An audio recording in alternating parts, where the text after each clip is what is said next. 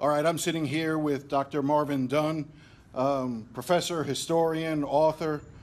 Talk to me a little bit about what this means 50 years after Martin Luther King's death. Well, I think it means that his dream has not been realized. I think it means that even though we have made progress, that race relations in our country are still in very, very bad shape. And I think in the last few years we've seen that to become even more so. I do think, though, that most Americans appreciate the legacy of Dr. King, and most of us, white, black, brown, red, are committed to that legacy. But America's imperfect.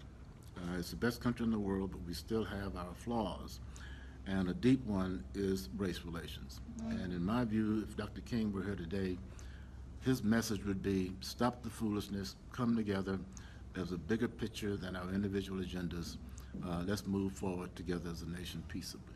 You know, I listened to his speech at the University of Miami recently, talking about the nature of poverty and how crippling that can be, and it's really not a racial issue, it's a poverty issue more and more.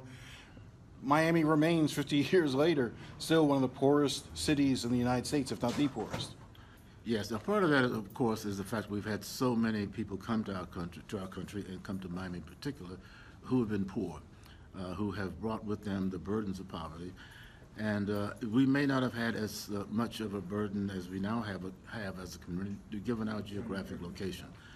But yes, we're still a poor city, a poor county by comparison, which also speaks to Dr. King's legacy. As you know, near the end of his life, he was focused more on poverty issues and trying to move the nation forward to deal with the issue of poverty. In fact, I think when Lyndon Johnson signed the Civil Rights Bill, Dr. King was here in Miami and spoke specifically about the issues of poverty and about the danger of Hispanics and blacks being separated over this and other issues, and urged us to come together and not let this be a lasting difficulty in our community. Thank you very much, Dr. Dunn. You're welcome.